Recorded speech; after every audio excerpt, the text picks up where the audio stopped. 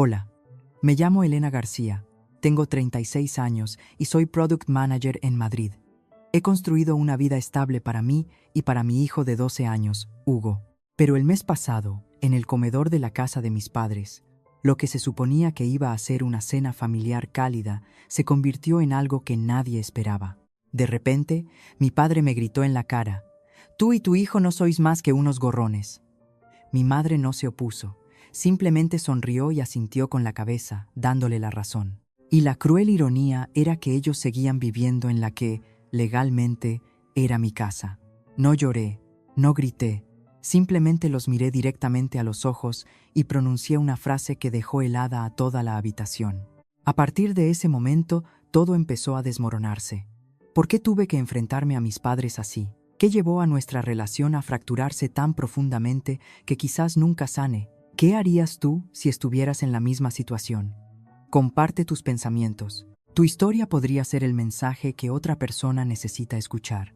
Para entender por qué tracé esa línea, necesito llevarte de vuelta a donde empezó todo. Crecí en Sevilla, en una modesta casa de 2 plantas con suelos que crujían y un patio trasero que siempre olía a azahar y hierba recién cortada. Tenía 18 años y estaba llena de sueños cuando mi mundo se puso patas arriba.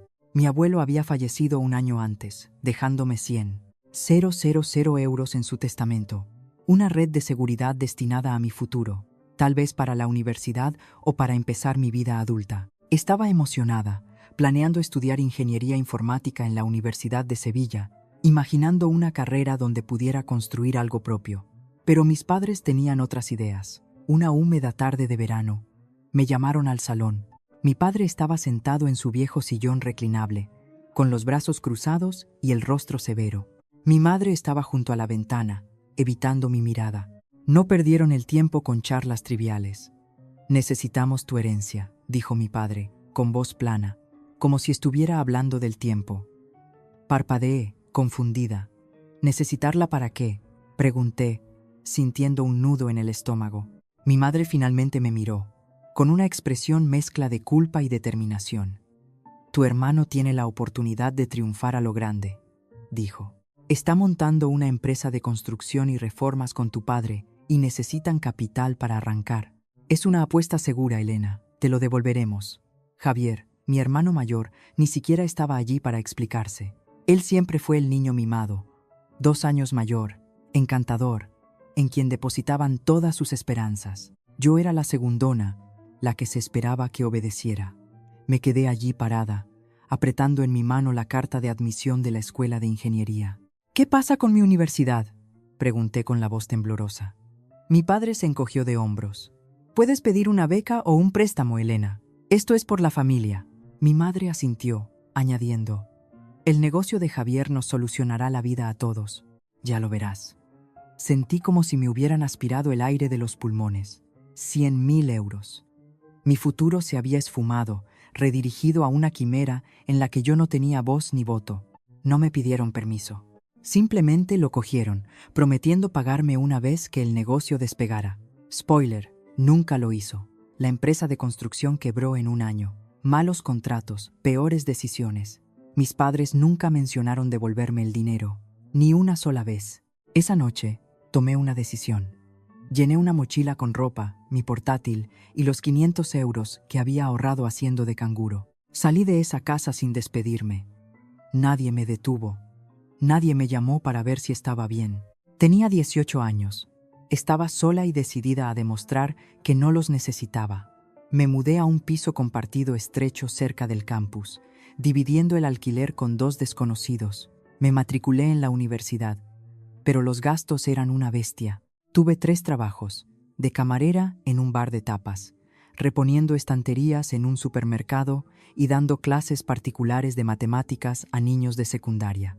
Algunas noches me desplomaba en un colchón en el suelo, demasiado cansada para cenar. Hubo semanas en las que viví a base de fideos instantáneos y café, estirando cada céntimo para pagar libros o facturas. Miraba mi carta de admisión pegada en la pared y me recordaba por qué seguía adelante. Las voces de mis padres resonaban en mi cabeza. Esto es por la familia. Su familia nunca me incluyó a mí. La universidad fue un calvario, pero me abrí camino con uñas y dientes. Estudiaba hasta altas horas de la noche, impulsada por el rencor y una obstinada necesidad de demostrar que se equivocaban. Mis padres llamaban quizás 2 veces al año, siempre con el mismo guión. ¿Cómo va la carrera?, preguntaba mi madre con tono distante. Antes de que pudiera responder, cambiaba de tema. Tu hermano está trabajando muy duro en su nuevo proyecto. Javier, siempre Javier.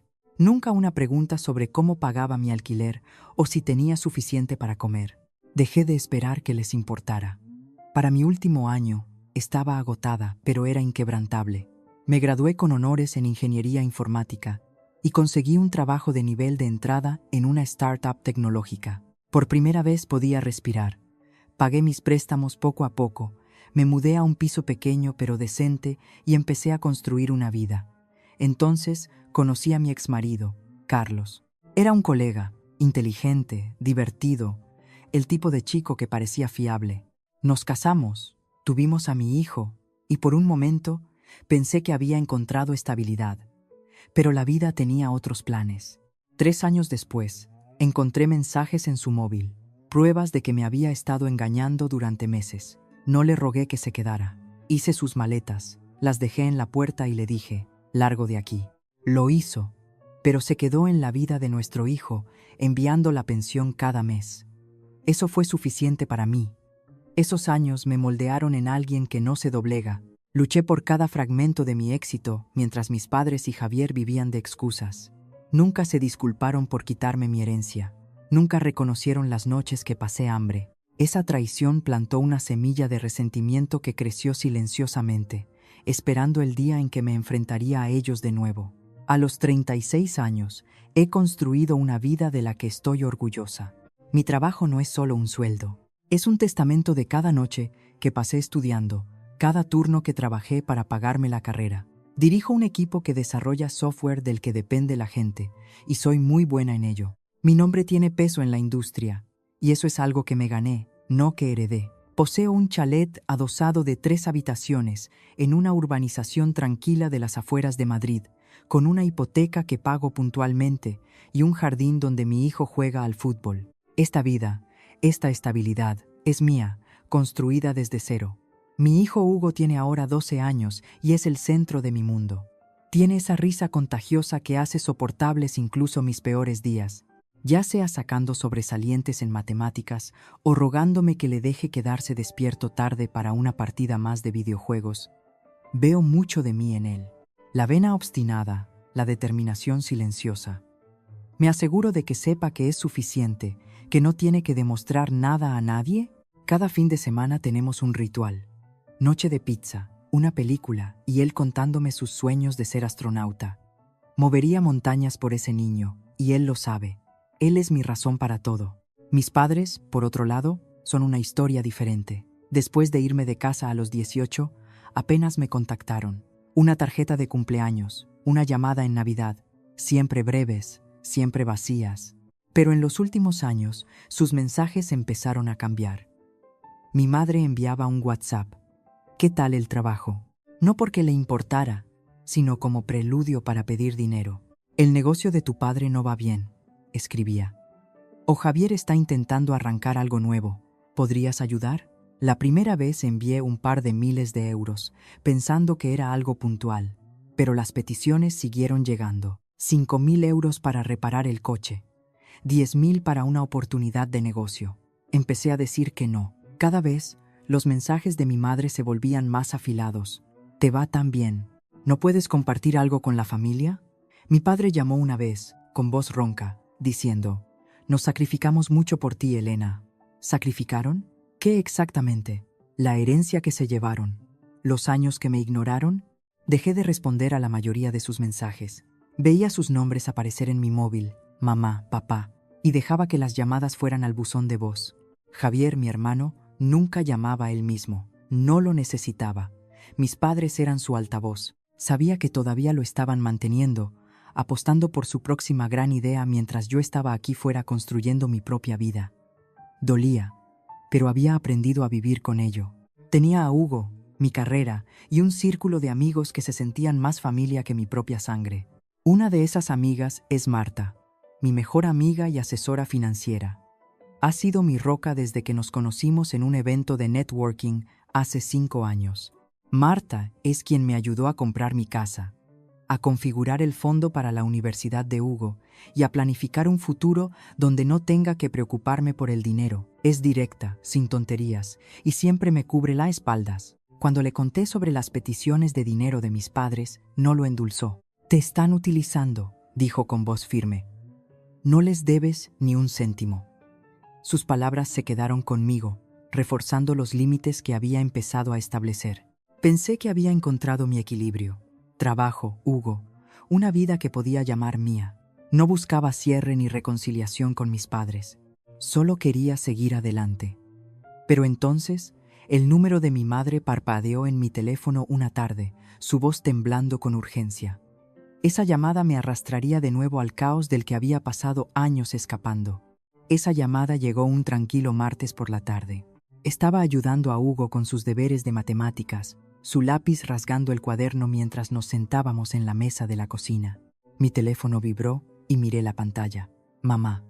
No había hablado con ella en meses, no desde su último mensaje pidiendo 10.000 euros para alguna vaga emergencia. Dejé que sonara, debatiendo si ignorarlo. Pero algo en mí se agitó.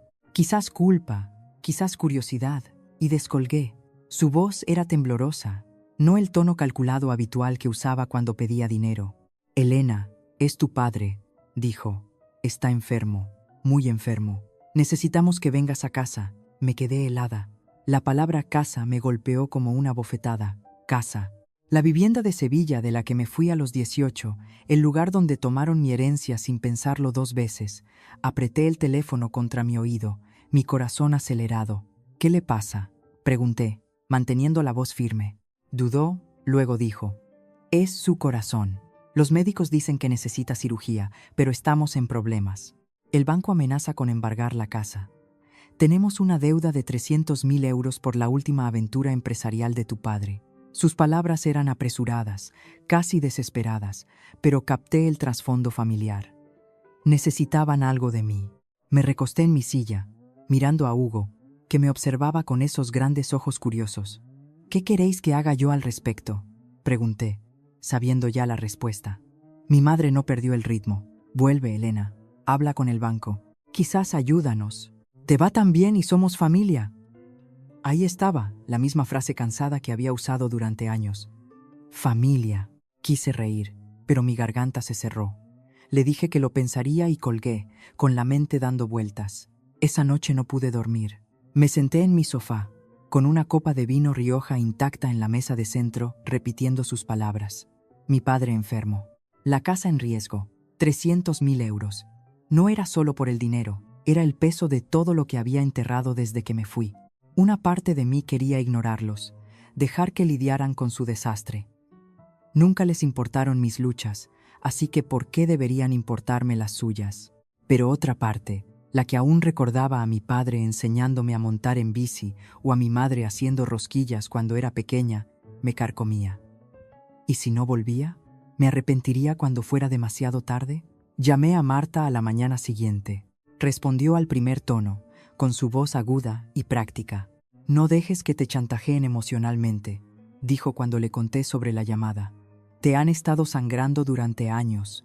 No les debes nada». Sabía que tenía razón.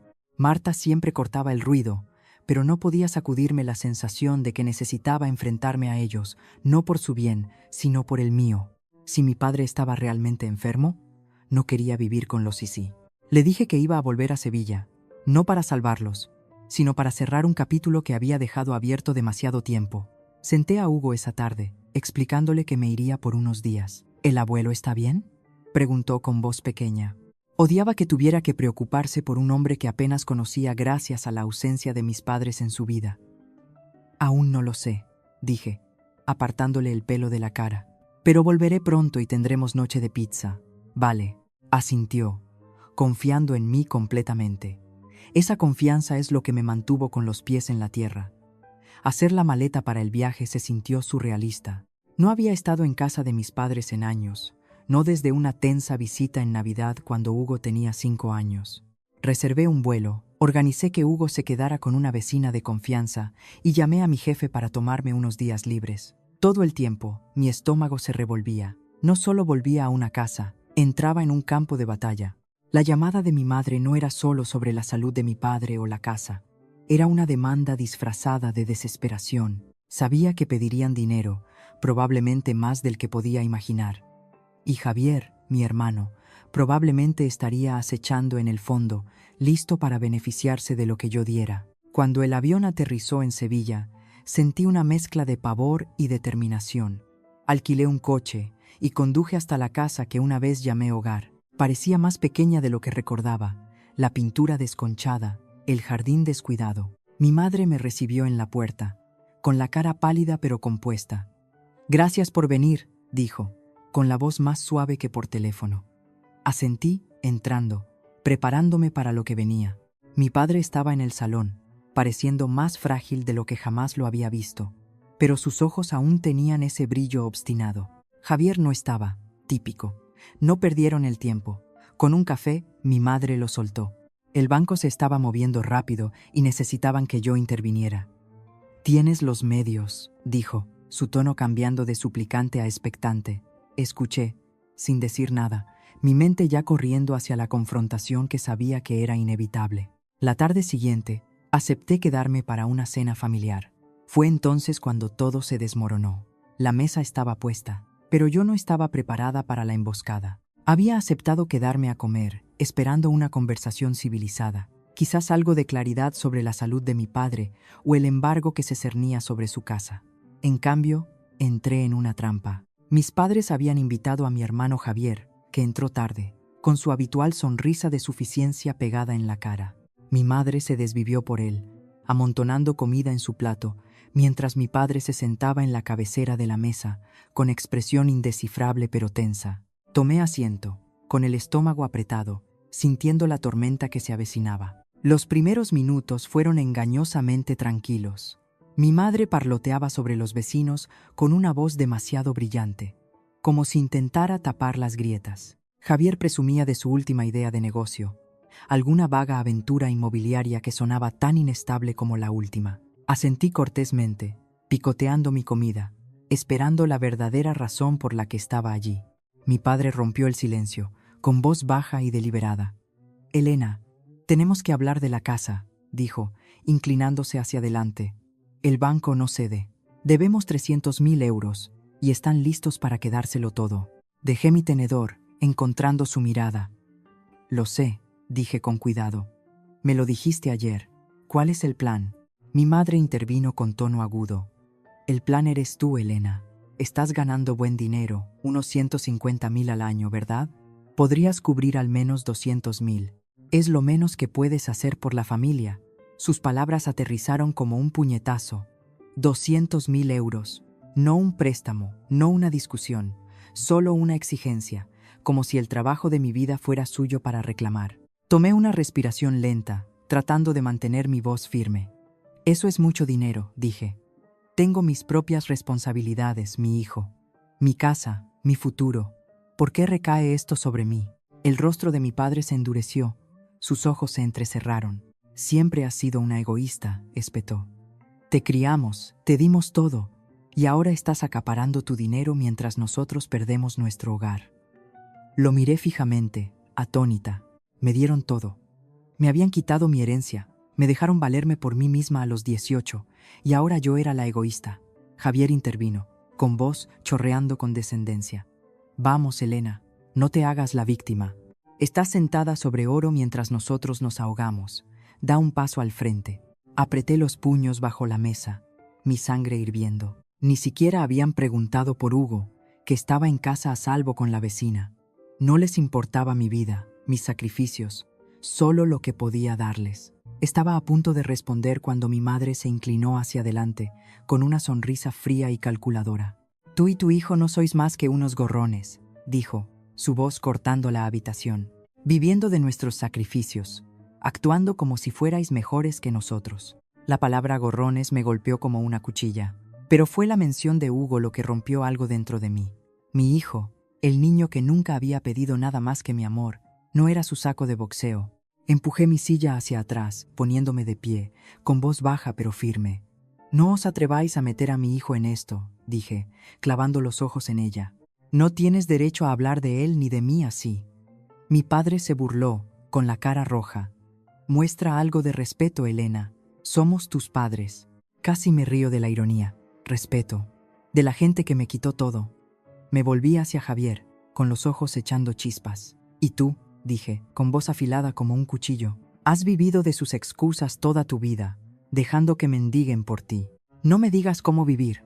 Su sonrisa se desvaneció, pero permaneció en silencio. Mi madre intentó hablar, alzando la voz. Elena, nos debes esto, somos familia. La corté. Mi paciencia se hizo añicos. La familia no exige lo que yo he ganado. La familia no insulta a mi hijo. ¿Queréis llamarnos gorrones? Bien, he terminado. Mi corazón palpitaba, pero mi determinación era inquebrantable. Miré de mi padre a mi madre, luego a Javier, y tomé mi decisión. Se acabó dejar que me pisoteéis, dije con cada palabra deliberada. Me haré cargo de esto por mí y por Hugo, no por vosotros. Mi madre se rió, con tono lleno de desprecio. Hacerte cargo. Siempre has sido una soñadora, Elena. Nunca nos superarás. Sostuve su mirada sin pestañear. Seguid hablando. Ya veréis. La habitación quedó en silencio, sus caras una mezcla de shock y desprecio. Mi padre golpeó la mesa con la mano, gruñendo. Te crees mejor que nosotros. No eres nada sin esta familia. No me inmuté. Había pasado años construyendo mi vida, y sus palabras ya no podían tocarme. Salí del comedor, con las manos firmes y la mente corriendo con un plan. Llamé a Marta esa noche. Su voz fue un salvavidas. ¿De verdad has terminado con ellos?, preguntó, con un tono mezcla de preocupación y orgullo. Tengo que estarlo, dije. Por Hugo, por mí. No discutió, solo prometió ayudar. Sabía que la pelea estaba lejos de terminar. Pensé que lo peor había pasado, pero mi madre tenía otros planes. 2 días después de la cena, mi teléfono empezó a vibrar con notificaciones. Amigos, compañeros de trabajo, incluso el entrenador de fútbol de Hugo me enviaron mensajes. ¿Has visto esto? Abrí TikTok y ahí estaba. Un video de la cuenta de mi madre. Su cara surcada de lágrimas, voz temblando con una emoción ensayada. Mi hija nos ha abandonado, decía, agarrando un pañuelo. Tiene todo este dinero, pero no ayudará a su propia familia a salvar nuestro hogar. Nos ha dado la espalda, a su propia sangre. El texto decía: hija ingrata, deja que sus padres lo pierdan todo. Tenía miles de visitas, cientos de comentarios llamándome despiadada, egoísta, una desgracia. Se me revolvió el estómago. Carmen había llevado nuestra pelea al público, retorciendo la verdad para pintarme como la villana. Me senté en mi cama del hotel, mirando la pantalla, mis manos temblando de ira. No solo me había insultado, había arrastrado a Hugo a esto, implicando que era parte de mi supuesta traición. Quería contraatacar, publicar mi propio video, contarle al mundo cómo ella y mi padre tomaron mi herencia, cómo nos llamaron gorrones, pero yo sabía más. Reaccionar con ira solo alimentaría su narrativa. Necesitaba ser más inteligente, estratégica. Llamé a Marta, mi asesora, que contestó inmediatamente. Vi el video, dijo antes de que pudiera hablar. Es repugnante. Elena, ¿qué quieres hacer? Me paseé por la habitación, mi mente a 1000 por hora. Quiero tomar el control, dije, con voz firme a pesar de la rabia. No me van a intimidar hasta la sumisión, esta vez no. Marta no dudó. Entonces golpeémosles donde les duele, la casa que están desesperados por mantener. Tienes los medios. Cómprala y quítasela de las manos al banco. La idea encendió algo en mí. No era solo venganza, era sobre reclamar lo que intentaron quitarme, mi poder, mi dignidad. Le dije que iniciara el proceso y prometió conectarme con una abogada por la mañana. Al día siguiente, me reuní con una abogada inmobiliaria. Marta me recomendó a una mujer astuta llamada Laura, que expuso la situación. El banco estaba listo para ejecutar la hipoteca de la casa de mis padres debido a su impago de 300.000 euros. Laura confirmó que yo podía comprar la propiedad o la deuda directamente al banco, eliminando el reclamo de ellos. No es barato, advirtió, pero tus finanzas pueden manejarlo. Serías la dueña absoluta de la casa y ellos no tendrían ninguna ventaja. Asentí, mi determinación endureciéndose.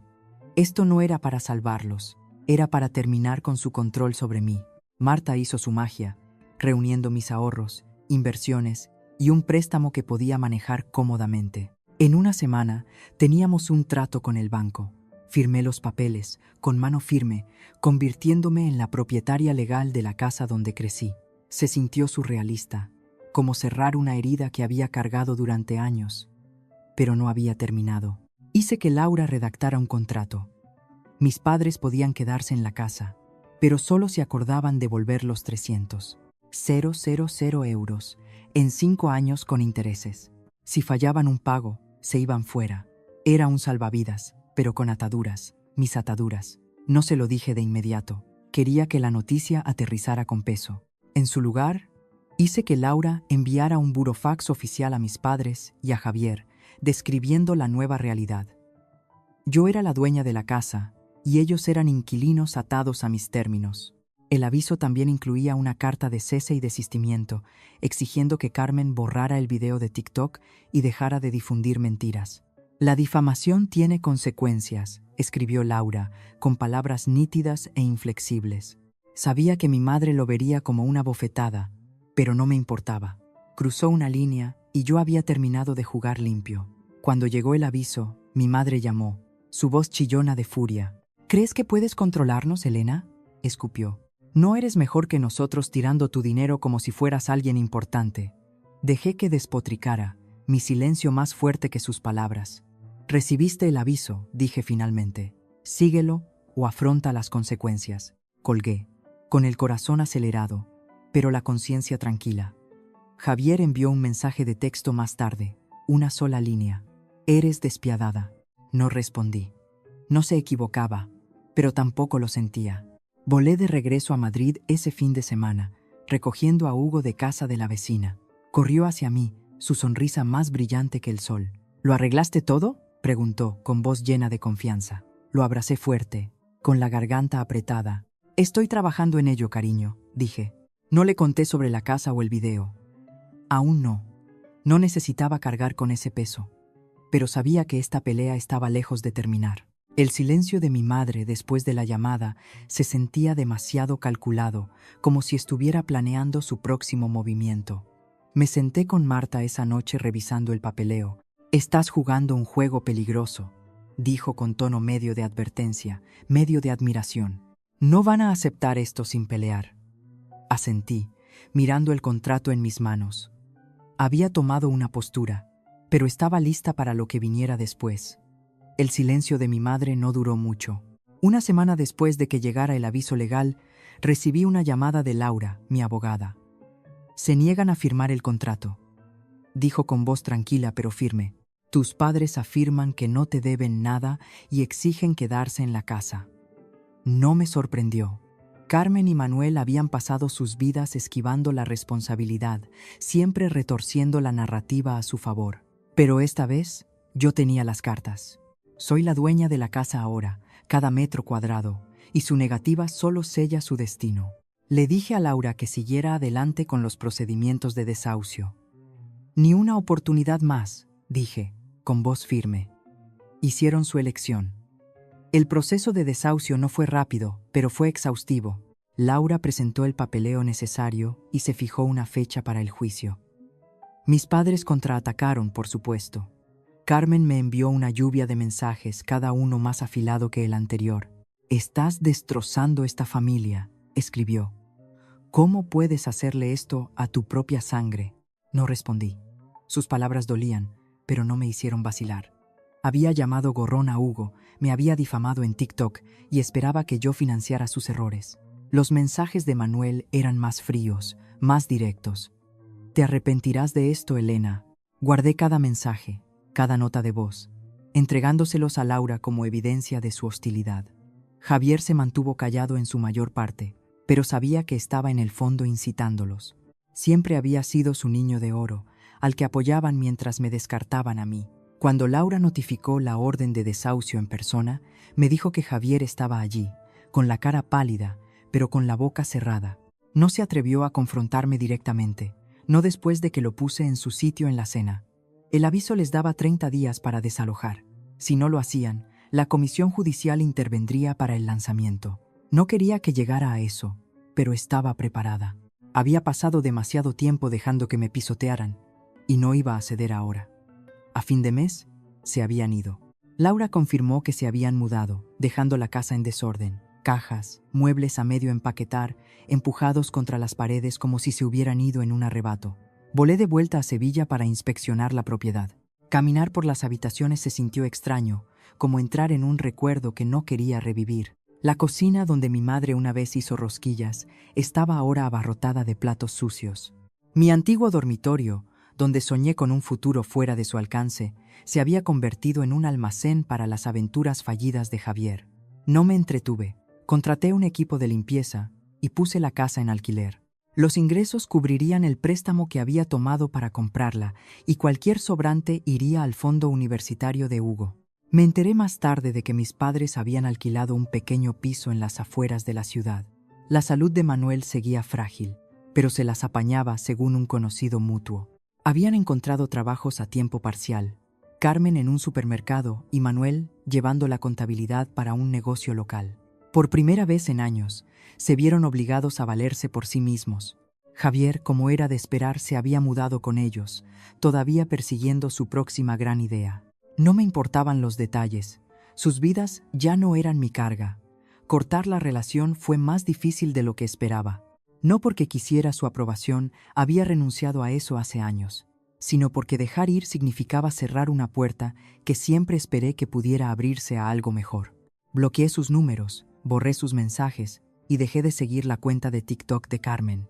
El video que había publicado desapareció, retirado tras el burofax de Laura, pero los comentarios persistían en mi mente.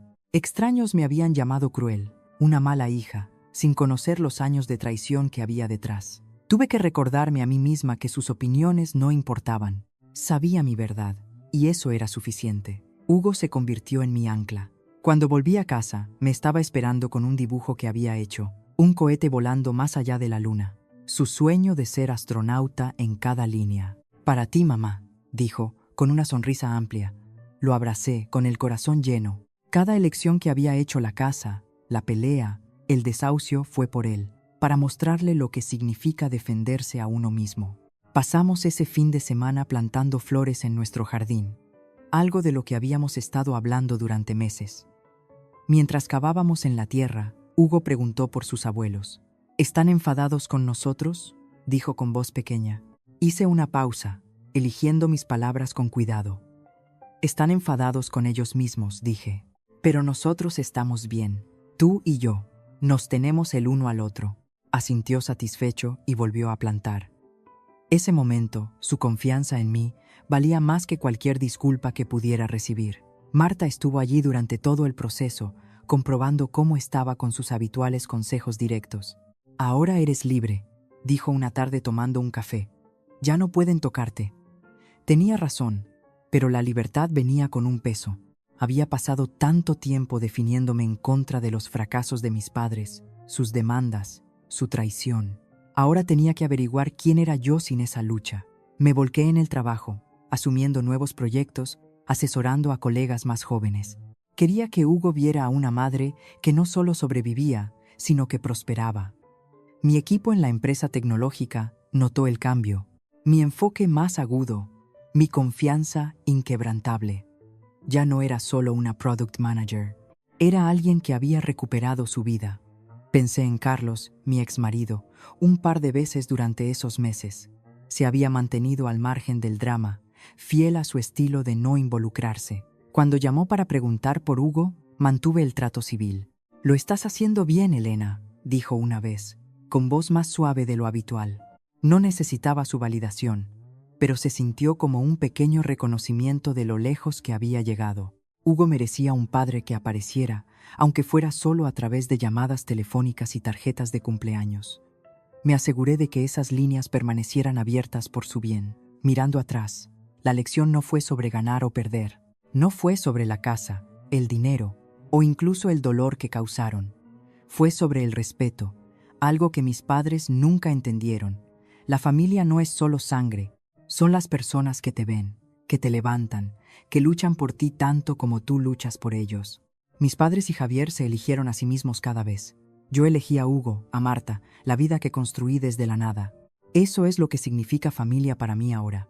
Todavía paso con el coche por la vieja casa a veces cuando estoy en esa parte de Sevilla. Ahora está alquilada a una pareja joven. Las bicicletas de sus hijos esparcidas por el césped. Es solo una casa, no un hogar. No para mí, ya no. La risa de Hugo llena mi casa, nuestra casa, con una calidez que nunca conocí mientras crecía. No sé si mis padres aprendieron alguna vez la lección y no necesito saberlo.